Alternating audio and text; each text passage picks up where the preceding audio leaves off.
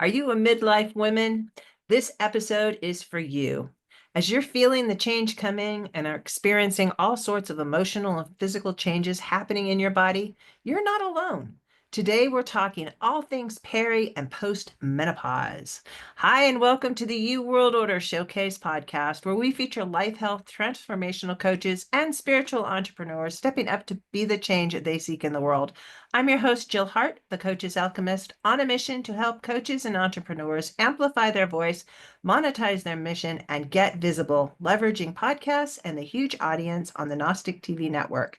Today, we are chatting with Jessica Erlendson Van Remen. Sorry, I'm struggling with that. Your name for a moment. Jessica is a menopause expert who incorporates yoga and music into helping her clients navigate the changes we all go through as midlife women. Welcome to the show, Jessica. Oh, thanks for having me, Jill. It's great to be here. So, you ready for the big question? Yes. Now that I found it. Hmm. What's the most significant thing, in your opinion, as individuals we can do to make an impact on how the world is going? I really feel like we need to emphasize kindness and thinking about that in terms of kindness towards ourselves. And self-care is really important. But I had another coach point out to me, self-care is not the same as loving yourself. Because you can go through the whole thing, right? Like you can do a workout, like I have to do my workout. I worked out this morning. Or you can do a workout like I'm so grateful that I have the opportunity to come and do this workout and I have a trainer that helps me to do the workout so I don't sit around eating sandwiches. Um, so loving yourself and being kind, and then make sure that you just keep talking about whatever it is until someone says, "Oh, you know what? I think you got to go and talk to this person or this clinic or that psychologist or read this book," because there are people who are able to help you with whatever it is you're going through. And I think midlife especially is an important self-discovery time of life where we're really getting to know ourselves in a way that maybe we haven't before. And we don't need to do that alone. As moms, I think that is like such a critical point in our lives. We get all excited about becoming moms, and then we lose ourselves for Mm. like 20 years or longer.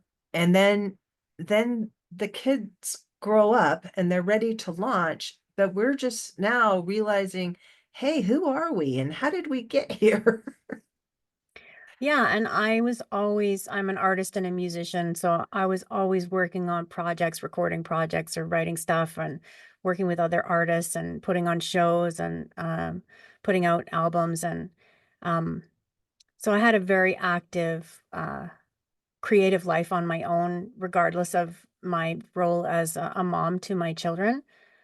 But even so, I was just talking to somebody yesterday and I was like, the estrogen is the calming, feel good, make everybody happy hormone. And that's the one that makes sure that everybody has their meal before you even sit down. So by the time you sit down, the first kid, which is usually the smallest, is done and they want to get up and leave the table. And you've only had 4 bites. So you get up and you help that person get up off the table. You know what I mean? Like you're really putting yourself last, and we're kind of wired to do that. And then as the estrogen changes and the progesterone's dropping and things are really upheaval in your own mood or even how you can predict how you will feel, like when we have our regular cycle, I don't know about you, but I would be like, okay, I know this week is going to be a tough week because it's the week before the period comes. And in perimenopause, we lose that completely. We have no idea what the hell's going on. Could My be anything. whole my whole menstruation life was epitomized by I never know when the hell it's coming. And I was half the time not even prepared. I couldn't, it was never count the days. It was just always a mystery. And then they threw endometriosis in on top of it so that, you could just be in miserable pain Oh, yeah. for for days or weeks, and you can't really put it together with anything because by the time that's kind of waning off, that's when your period hits. So you're just like so grateful to have your period. You've forgotten about this other pain that you were experiencing. a Mm-hmm. different kind of pain. So that whole thing was just like, I was so glad to hit menopause. Even though, I called my mom up and I was talking to her about it, and my mom was in her probably 60s at the time. And she's like, yeah, I was talking to your aunt and we still get hot flashes. I'm like, Mom, you're supposed to be encouraging me, not like making me feel like this is a death sentence. And so when people like you who are out there, sharing what you can expect when you hit menopause, I think is just the greatest thing since sliced bread. It's a weird role that I came upon kind of accidentally. I'm into yoga and meditation, and I did yoga teacher training, and then I went right into a yoga therapy program at Mount Royal University. And I was really excited because we were going to take, anatomy, physiology, pathologies at the university level with the personal trainers and massage therapists, right? So this is like real, like we're going to get into the nitty gritty. And there was one paragraph under menstruation that addressed menopause, which literally said something along the lines of eventually you'll stop menstruating, and some women report troubling symptoms such as hot flashes.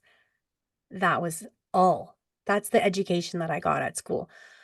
And I started helping other women with the yoga therapy, which is, basically a care plan. So it doesn't matter what the diagnosis is. I'm working with their personal characteristics and their strengths and their traits, and trying to help them to navigate whatever they're going through to get to a better place of understanding themselves and a healthier, happier person.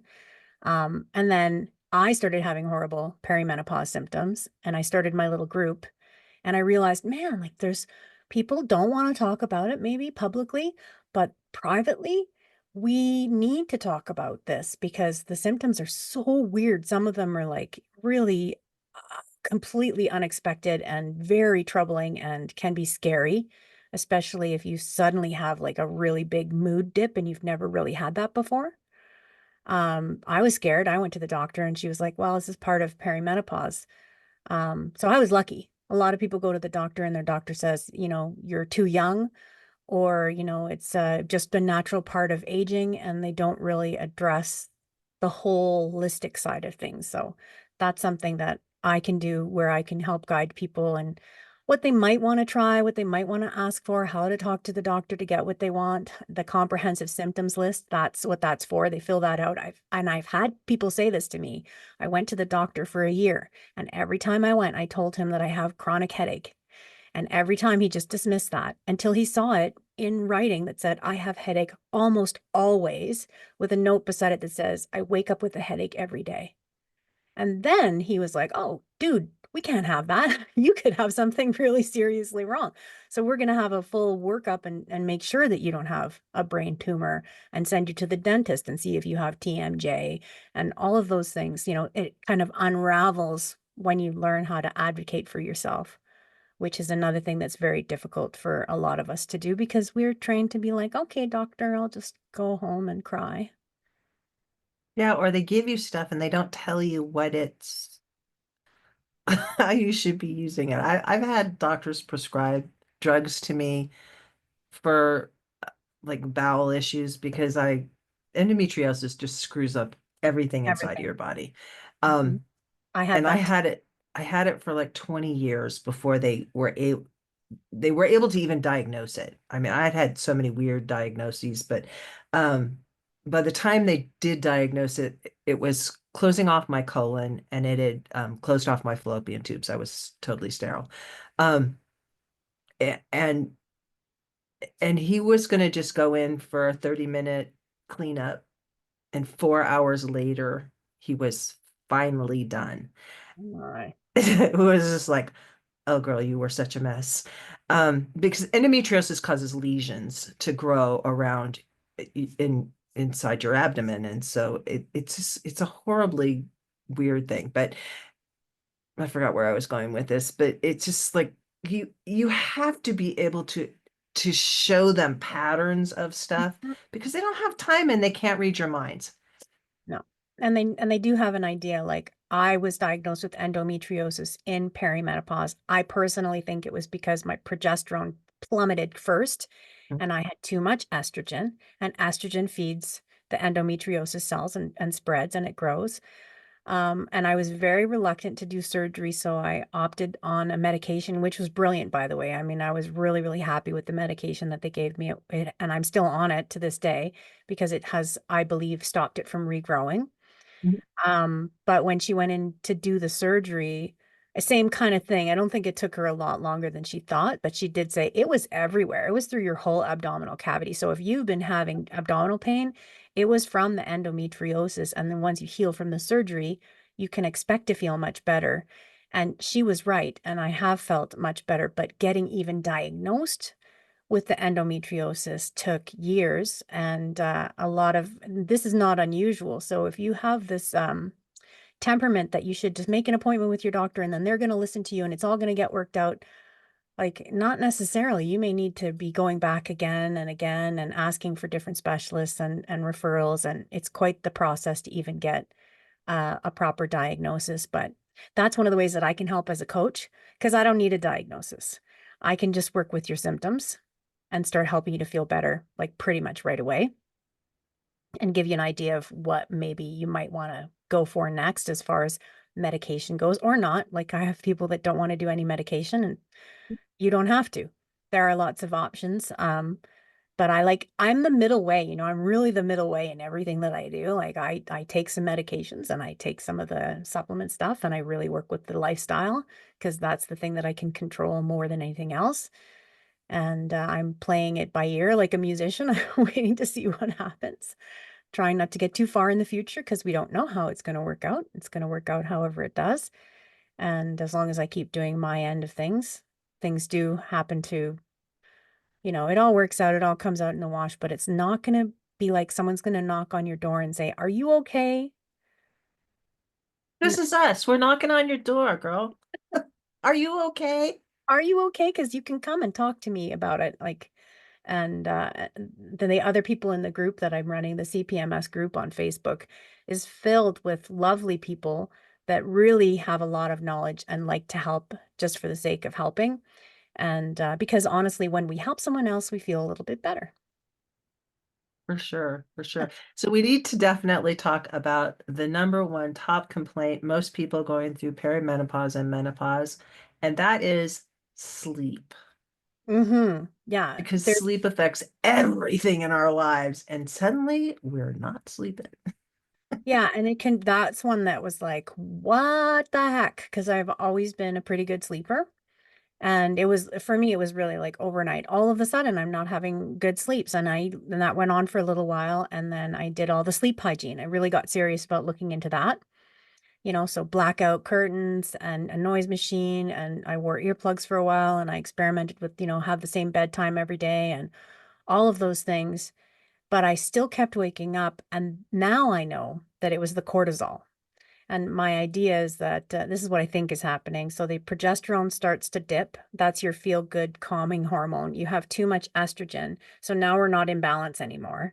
And then the adrenal glands go, I know, I'll just produce a bunch of stress hormone and that'll make everything better somehow. And then you're just like walking on eggshells and like about to explode over any little thing because you're too stressed out. And we have a natural cortisol surge that's supposed to help us wake up sometime between 5 and 6 in the morning. And when you have too much already, it starts more at 3 or 4 in the morning. And you literally jolt awake like with a sense of doom that something horrible is about to happen. And it's not, which is very disorienting because there's nothing going on. And so that's why that's the first class that I designed was the 21 days to fix your sleep. Because if you're not sleeping, you're irritable, you're angry, you're short-tempered, your brain fog gets so much worse. You just can't focus and you have trouble explaining what's going on to anybody else. You can't tell them why you're not sleeping because maybe you're having nightmares, maybe you're not. I wasn't having nightmares. I was just suddenly awake. And And it's not like sort of awake. Like sometimes you can go through the rhythm and you wake up a little bit and you recognize that you've woken up, but you just like drift back off. This cortisol jolt is like, okay, now I'm awake. My eyes are open, and what the hell do I do now? yeah, I may as well just get up because there is no way I'm going back to sleep. yeah, yeah. And I mean, depending on the person, like one of the clients that I talked to when I first started doing this was like, well, I get up and I run. And so I was like, okay, well, think about it this way. Our bodies, our biology is designed in a certain way. And so you've woken up with the stress hormone. So your body's in the reaction like you've got a bear after you or a tiger. And so your response is to go running on an empty stomach. You're just reinforcing that something is horribly wrong.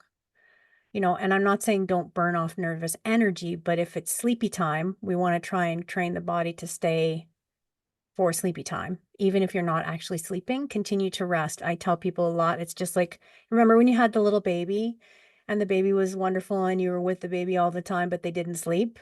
So when they did shut up for a minute, I mean, when they were a little calm and peaceful, that's when you had your nap. That's when you had your rest. And it was enough and it was okay. And you were able to cope and it was fine.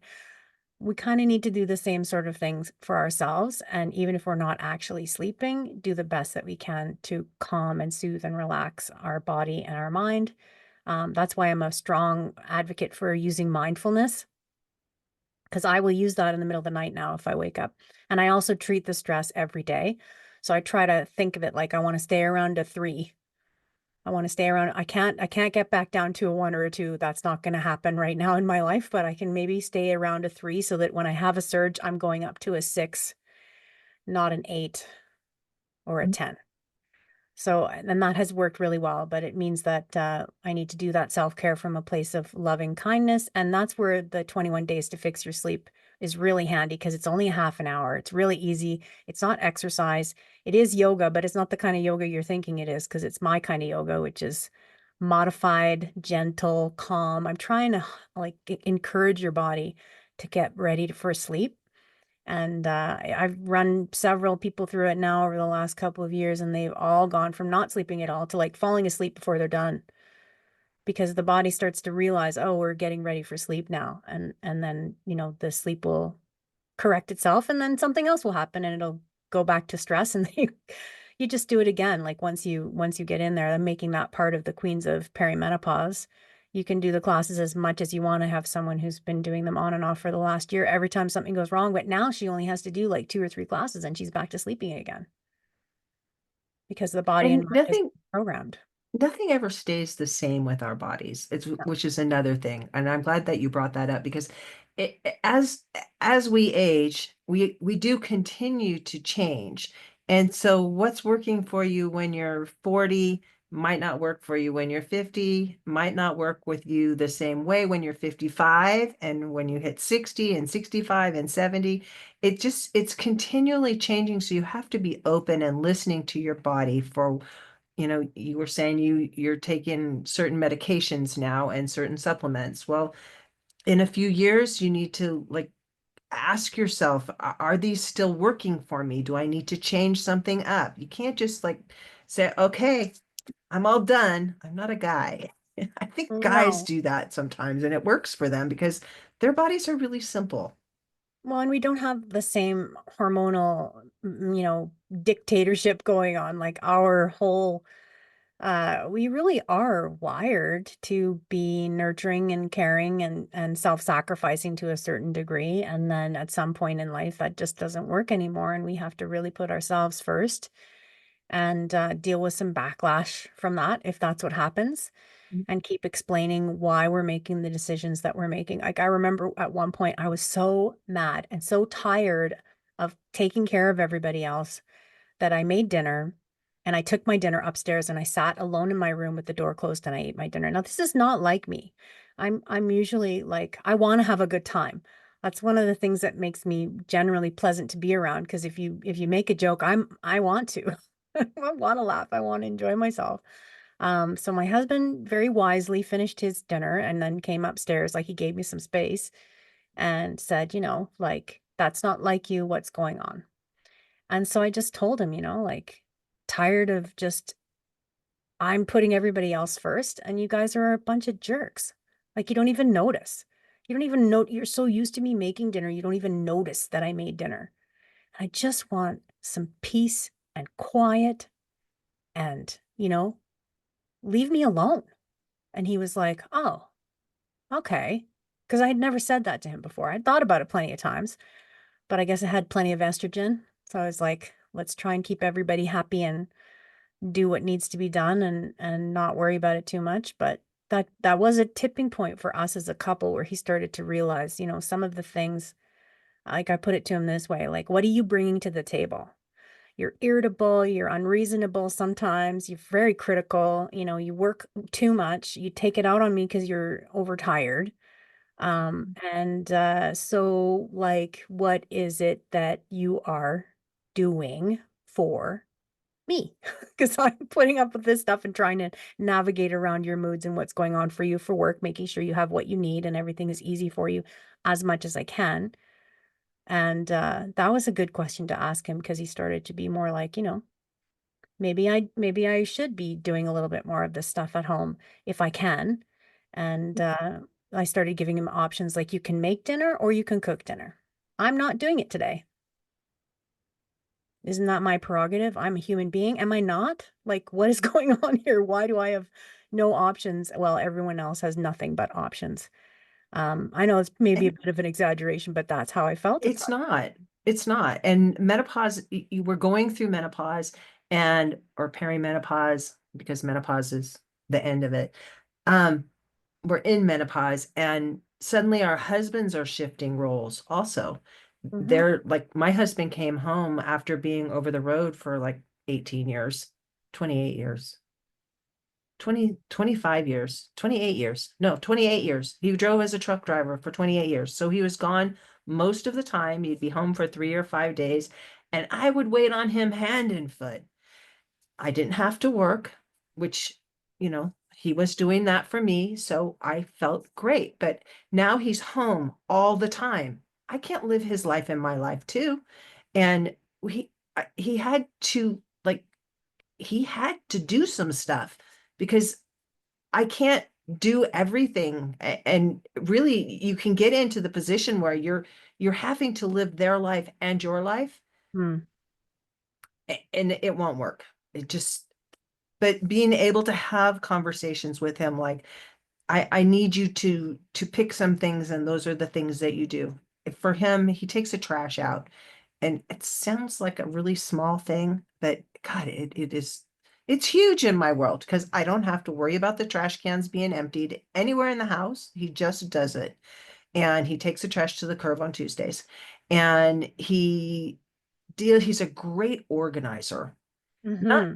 he doesn't he likes things tidy, but he'll let things go for he's not really big on deep cleaning, which it's like I can go for a while and then it's just like everything has got to be cleaned.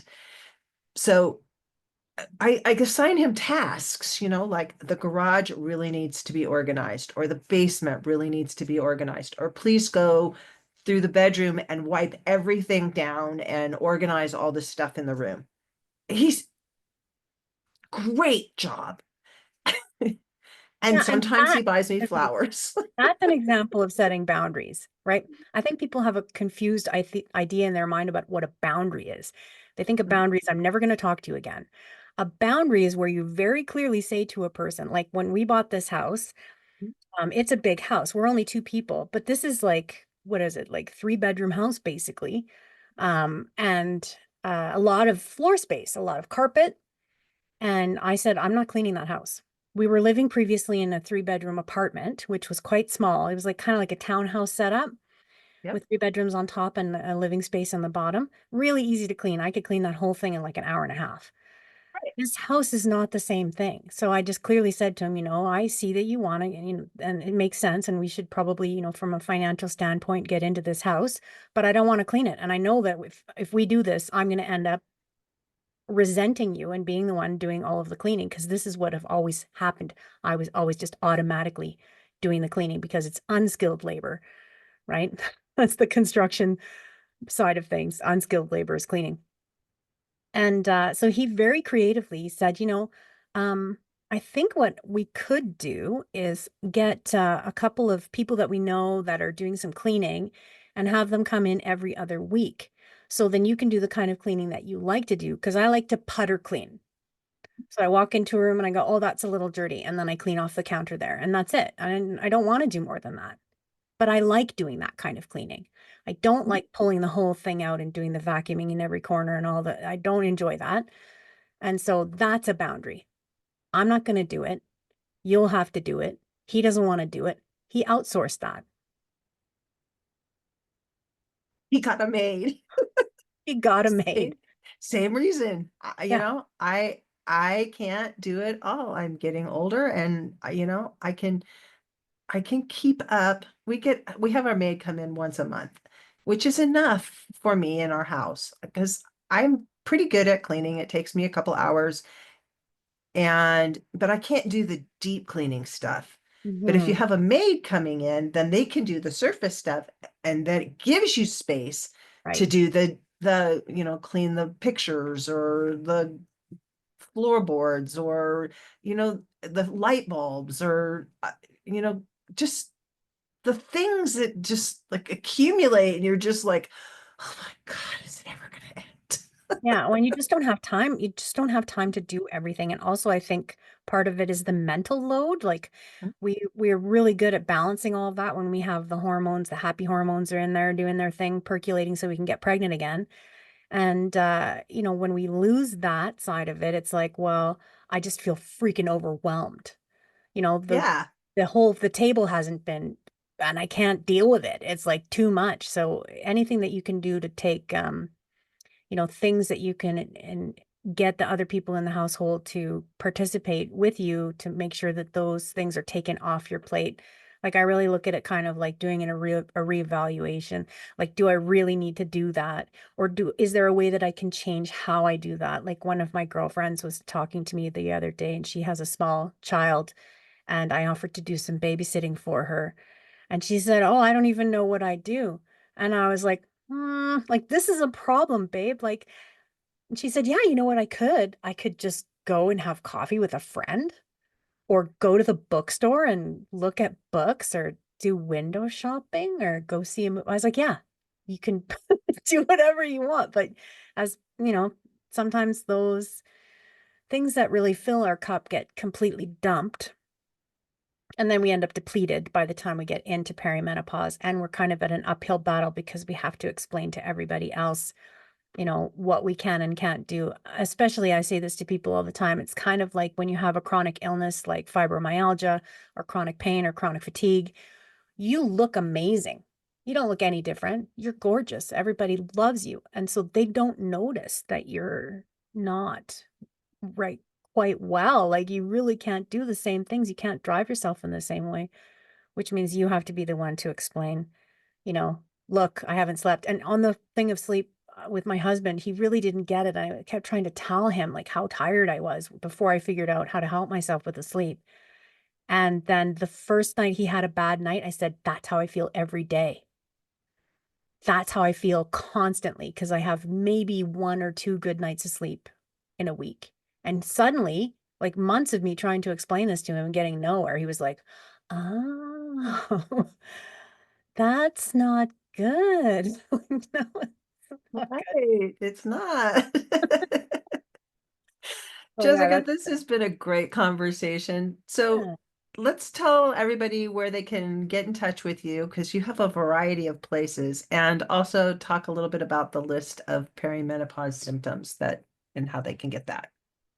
Yeah, so there's a link you can click to get the symptoms list, and then you confirm your email, and that puts you on my newsletter. And I send out a very occasional newsletter. I really only do that if I have a thing to announce, like when I have a speaker coming, or something like that that people might want to make sure that they know. And then that's good to take to your doctor. You can also monitor how you're doing if you add in a supplement or a medication or take something out. Like if you decide to take out sugar and then you could redo the test in 3 weeks and see if it made a difference. I've started the Queens of Perimenopause on Patreon. That's pretty exciting. And I'm taking all of the best free stuff off of Facebook and putting it into the Patreon membership. It's just way more organized and easy to find what you're looking for in there. And then all of my classes and workshops, and like I did office hours on Monday, and everything will be available there in the Patreon group. There's the Canadian Perimeno website, canadianperimeno.com. And there I share blogs. And, if there's something going on, like when we have another event, we'll do a fall conference Calgary and online across Canada. And, you know, I'm expanding more. Like we're letting people in from other places because I went international with a book last year.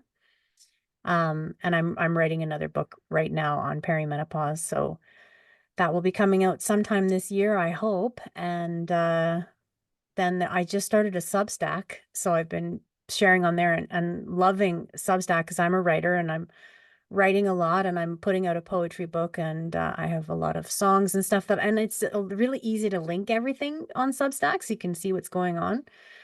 Uh, and for Facebook, you know, if you find me on Facebook, you can just send me a message. I'm on there as Jessica Erlendson, and there's a Canadian Perimeno page on there as well. I'm pretty responsive about stuff. I won't coach you for free though. So if you just want to ask me questions, you know, but I will do a free 15-minute call if someone wants to talk to someone in the know and they just really don't know where to turn or what steps they might want to take. And I actually really love doing those calls. I've done over 100 now in the last year and a half. And I feel like I've really gotten to know the people that are in my group, which is crazy busy. It just started like exploding again. So the growth curve is doing this, and we're like 11,400 something, almost 500 people. So hopefully I've helped most of them, if not all of them. That's kind of my goal really is just to be that light in the world that you wish you could see from other people. Awesome. I Hmm. really appreciate you joining us today, Jessica. And for the listeners, if you would like to get the perimenopause checklist, please be sure to visit the Canadian at perimeno.com website. And thank you for tuning in with us today. If you have a podcast or you're interested in starting one to get your message in front of our huge and active audience, be sure to reach out to us at jill@gnostictv.com. We love to help spiritual entrepreneurs and coaches amplify their voice and monetize their mission and offer a variety of ways to do this on the Gnostic TV network platform. Join us for our next episode as we share what others are doing to raise the global frequency. And remember, change begins with you. You have all the power to change the world. Start today and get visible.